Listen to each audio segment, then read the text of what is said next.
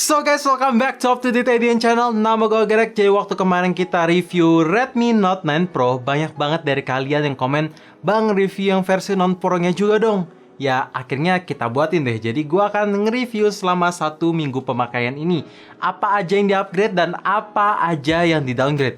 Downgrade-nya lumayan major sih. Jadi make sure kalian nonton sampai habis. Dan langsung aja tanpa basa-basi lagi, let's check it out. Ukuran layar di HP ini pun sekarang di-upgrade menjadi 6,53 inch, padahal sebelumnya di Redmi Note 8 itu 6,3 inch. Desainnya juga di-upgrade dari water drop notch, sekarang jadi menggunakan dot display yang posisinya itu ada di pojok kiri atas. Jujur tadinya gue berharap layar makin besar, rasio yang dipakai pun jadi kekinian juga, yaitu 20:9. Tapi sayang, HP ini masih menggunakan 19,5:9, jadi rasanya masih sedikit lebih lebar kalau mau digunakan pakai satu tangan. Untuk resolusinya gimana? Gue sih gak ada komplain sama sekali, karena layarnya tajam berkat Full HD Plus-nya, dan dengan tipe layarnya IPS LCD, jadi warnanya juga udah akurat. Bahkan kecerahan layarnya pun bisa mentok sampai 450 nits yang masih oke kalau mau dipakai di bawah terik matahari, karena isi konten layar masih kelihatan juga. Terakhir, yang nggak kalah penting, ketahanan layar di HP ini masih menggunakan Corning Gorilla Glass 5 plus dapat free screen protector bawaan ya. Chipset di HP ini dapat peningkatan yang major. Kenapa gue bilang major? Karena punya performa CPU 22% yang lebih baik dan performa GPU 32% yang lebih baik kalau mau dibandingin dengan Snapdragon 665 Artificial Intelligence Engine yang dipakai Redmi Note 8 kemarin. Artinya chipset Helio G85 HP ini tuh punya performa ngebut dan oke. Bahkan faktanya untuk Antutu bisa hit di angka 201 ribuan yang tinggi untuk HP mid-range. Terus gue ngetesin pakai game PUBG, bisa dapat settingan graphic balance dengan opsi frame rate tertinggi sekarang bisa nyentuh sampai ultra. Iya, ultra. Dan gak cuma sekedar settingan yang makin tinggi aja, tapi konsistensi FPS pun bagus, frame drop signifikan tidak berasa, multi-touch aman, touch delay tidak ada, dan gyroskopnya pun juga masih lancar kalau mau dipakai bidik di game PUBG. Pokoknya gua tidak ada komplain. Dan game kedua yang gue coba adalah Mobile Legends. Itu bisa dapat HD mode on, high frame rate mode on dengan settingannya ada di high yang sangat playable. Kalau lagi rame, frame drop juga nggak berasa, pokoknya udah sangat playable. Intinya chipset Helio G85 di HP ini oke banget sih ternyata. HP ini punya dua opsi varian yang masuk, yaitu 4/64 GB dan 6/64 GB. Kebetulan unit yang gue pegang sekarang adalah versi 4/64 GB-nya. Ternyata RAM 4 GB di HP ini juga udah cukup kok. Dalam arti kata, multitasking bisa berjalan dengan baik, aplikasi yang running di background bisa lumayan banyak, jadi kadang pun gue nggak usah sering-sering ngeload kalau aplikasinya yang enteng-enteng aja, dan itu bukan game ya. Kalau misalkan ada game, ya bakalan running di background itu sedikit karena game ngabisin RAM. Terus buka tutup aplikasi bisa berjalan dengan baik berkat teknologinya juga udah pakai Alp DDR4X sih. Jadi walaupun MIUI ini terkenal boros RAM-nya, tapi ternyata 4 GB di HP ini cukup kok. Software di HP ini udah run di Android 10 dengan tampilan antarmuka menggunakan MIUI 11. Ya, jadi belum run di MIUI 12 ya. Tapi sama kayak di Redmi Note 9 Pro kemarin, faktanya HP ini pasti akan dapat MIUI 12 begitu secepatnya tersedia di publik. Terus juga ada kalian yang tanya, "Bang, gimana caranya ganti F Fold dengan Google Fit yang ada di Home?" Caranya gampang banget. Kalian tinggal ke setting, pilih home screen, terus pilih -1 screen, dan tinggal pilih aja Google Discovery atau iya Google Discovery. That's it, kalian bisa terupdate sama kayak channel Up to Date. Resolusi kamera belakang di HP ini pun tidak berubah sama kayak di Redmi Note 8 kemarin. Primary lens-nya menggunakan resolusi 48 megapiksel, 8 megapiksel ultra wide angle, 2 megapiksel macro lens, dan terakhir 2 megapiksel depth sensor. Tapi yang beda hanya di bentuk kamera yang lebih ke kotak, mirip kayak di Redmi Note 9 Pro kemarin. Ya, jadi simple dan minimalis aja sih kelihatannya. Dan untuk hasil foto di kondisi daylight-nya gimana? Menurut gua hasil detailnya udah dapet banget, warnanya nyaris mendekati natural, dynamic range bagus, bahkan sampai ke lensa ultrawide-nya pun juga warnanya oke, karena tidak ada perbedaan yang terlalu signifikan. Pokoknya bagus. Sedangkan untuk low light-nya gimana? Menurut gue ya standar lihat sih, detailnya masih dapat, warnanya natural, tapi emang detailnya kurang. Makanya HP ini punya fitur Night Mode. Dan faktanya, Night Mode di HP ini lebih konsisten hasilnya dibanding Redmi Note 9 Pro kemarin yang udah gua tes. Jadi detailnya akan selalu detail. Terus warnanya ngangkat, walaupun noise masih berasa, tapi at least ini lebih bagus. Jadi make sure kalian misalkan mau foto di kondisi yang gelap, nyalain fitur Night Mode supaya hasil foto bisa bagus ya. Tapi Night Mode di ultrawide-nya sih ya belum ada. Jadi hasil foto ultrawide di low LED masih ya nanti akan gue bahas di kekurangan deh. Untuk perekaman video di kamera belakang, primary lens-nya tentu stabil karena udah support teknologi EIS. Dan bahkan EIS-nya pun bisa berjalan di lensa ultrawide-nya. Jadi kalau kalian mau nge-record di lensa ultrawide, hasilnya pasti akan stabil juga sama kayak di primary lens. Hanya tangkapannya bisa lebih luas lagi. Nice. Dan ada satu fitur baru yang sama kayak di Redmi Note 9 Pro kemarin, yaitu Frame Mode, dimana kalian bisa langsung tambahin black bar kayak gini dan gini secara langsung tanpa ditambahin lewat software editing yang nanti kalian pakai. Handy sih.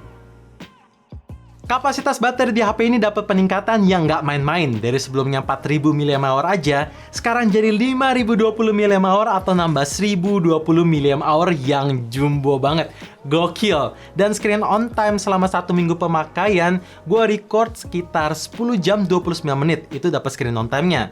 Dengan standby sampai 22 jam yang awet. Artinya, sekali nge-charge bisa bertahan seharian penuh. Ya awet sih.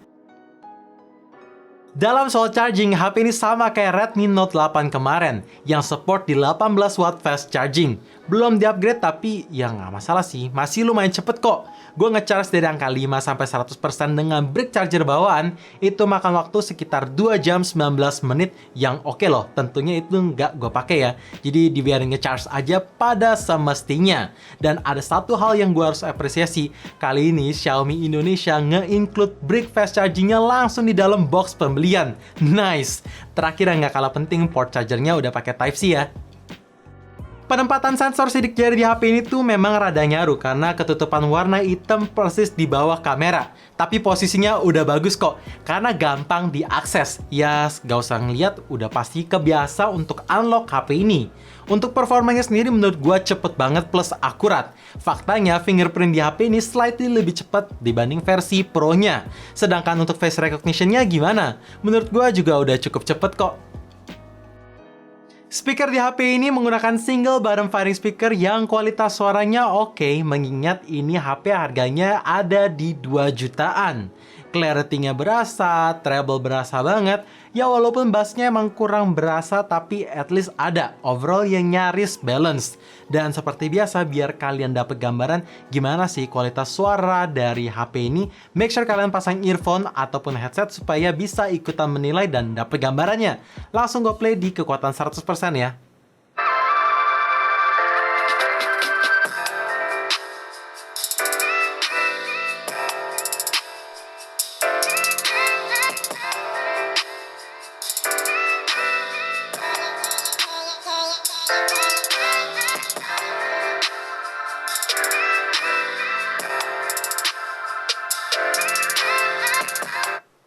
Gimana? Oh ya, dan yang nggak kalah penting, HP ini masih punya jack 3.5. Jadi buat kalian yang mau nonton, dengerin lagu pakai headset ataupun earphone kabel, masih sangat memungkinkan kok. Kayaknya fitur ini adalah fitur andalannya Mi Fans, yaitu IR Blaster. Kenapa begitu? Ya karena simply sangat ngebantu, apalagi buat kalian yang males gerak. Dan seperti yang gue bilang berkali-kali juga, kalau IR Blaster itu bisa gantiin semua remote yang ada di rumah ataupun kantor kalian dengan HP ini aja, selama teknologi infrared ada di elektronik tersebut. Jadi iya, ini bisa gantiin semua remote yang ada, jadi mantep banget kan? Nah, buat kalian yang beli HP ini dengan varian terendah atau 4/64GB yang ngerasa 64GB di HP ini rada kurang ya bang, tenang, HP ini juga masih membawa triple slot tray yang artinya masih ada dedicated microSD yang bisa kalian upgrade sampai 256GB. Jadi bisa nambahin extra storage lagi. Dan kalau misalkan kalian mau pakai 2 nomor, juga masih bisa dalam satu HP ini. Bahkan dua nomornya itu support dual 4G plus VoLTE asalkan providernya juga support. So guys, itu dia kelebihan-kelebihan yang ada di Redmi Note 9 ini. Bahkan peningkatannya ada yang major, kayak prosesornya atau chipset, terus baterai, dan masih ada lagi dalam soal kameranya. Tapi dalam peningkatan yang sangat major, ada juga yang harus dikorbanin. Apalagi harganya nggak berubah. Jadi berikut kekurangan yang ada di HP ini, karena setiap smartphone pun juga tidak ada yang sempurna. Langsung aja kekurangan pertama ya. Hal pertama yang selalu gue keluhkan di HP Xiaomi adalah kamera depan yang masih belum stabil. Ya, kamera belakangnya stabil banget, tapi sayang untuk kamera depan belum ada teknologi IIS, jadi hasil video masih shaky. Gue berharap dan gue tidak akan bosen-bosen masukin ini sebagai kekurangan sampai Xiaomi bawa masuk. Karena gue yakin banget ke depannya kamera depan itu akan sesuatu yang nantinya akan dipakai buat ngevlog terutama. Jadi kalau ngevlog nggak stabil kan nggak enak ditontonnya gitu ya. Jadi make sure semoga Xiaomi bawa fitur IIS dalam waktu dekat ini atau nanti di Redmi Note 10. Ya, Redmi Note 10. Ada 3 hal yang gue keluhkan di bagian body HP ini. Pertama, bahan material. Secara ini downgrade yang sangat major. Padahal di Redmi Note 8 kemarin menggunakan Corning Gorilla Glass 5 atau kaca asli, plastik hanya di frame aja. Tapi berbeda di Redmi Note 9 ini, full polikarbonat di bagian back cover. Jadi secara feels ya, ini solidnya turun. Dan kedua, BAM kamera masih berasa, jadi make sure kalian pasangin casing atau beli casing third party yang agak tebal supaya tidak bikin lecet lensa kamera ataupun lecet bodinya ya. Dan ketiga, ini gua nggak tahu ya, mungkin hanya di unit gua, yaitu kadang kalau misalkan gua mau unlock, fingerprintnya kayak ada bunyi tek, kayak kurang firm aja. Jadi gue berharap semoga ini unit gua doang. Ya karena sebenarnya minor tapi kadang ngeganggu kadang. Dan gua harus apresiasi satu hal yang gue keluhkan di Redmi Note 8 kemarin, yaitu HP ini akhirnya pinggir kiri kanan dibuat melengkung jadi lebih enak untuk digenggam lama-lama. Nice. Tapi ada 3 hal kekurangan tadi sih. Kamera depan di HP ini menggunakan resolusi 13 megapiksel yang jujur hasil fotonya udah bagus karena detailnya dapet, dynamic range bagus, dan bokehnya rapih. Tapi satu hal yang sangat disayangkan dalam soal skin tone masih kurang kelihatan natural. Karena sekarang ini skin tone pucet aja. Gue berharap semoga bisa di fix lewat software update. Dan ngomongin software update, gue berharap juga ada satu fitur yaitu night mode bisa di-enable juga atau jalan di lensa ultrawide biar bikin hasil foto ultrawide di kondisi low light ya bisa lebih bagus aja. Satu fitur kecil yang harus dihilangkan atau bisa gue bilang ini downgrade kedua yang ada di HP ini, yaitu LED notification yang sekarang dihilangin. Jadi kalau ada notifikasi yang masuk dan kemis, gue nggak tahu kecuali gue angkat HP-nya langsung ngecek. Sayang banget padahal fitur LED notification selalu gue andalkan dan selalu gue puja-puja di HP Redmi. Sedih sih lihat ini udah nggak ada lagi di HP ini. Kekurangan terakhir sebenarnya ada solusi, tapi buat memprevent buat kalian yang baru beli HP Xiaomi atau baru pertama kali pakai HP Xiaomi, kalau MIUI atau tampilan antarmuka di HP ini punya iklan yang disematkan di aplikasi bawaan.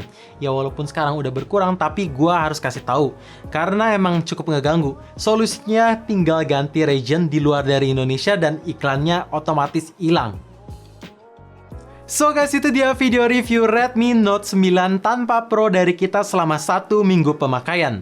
Jadi dengan harga Rp2.399.000 startingnya, apakah HP ini worth it?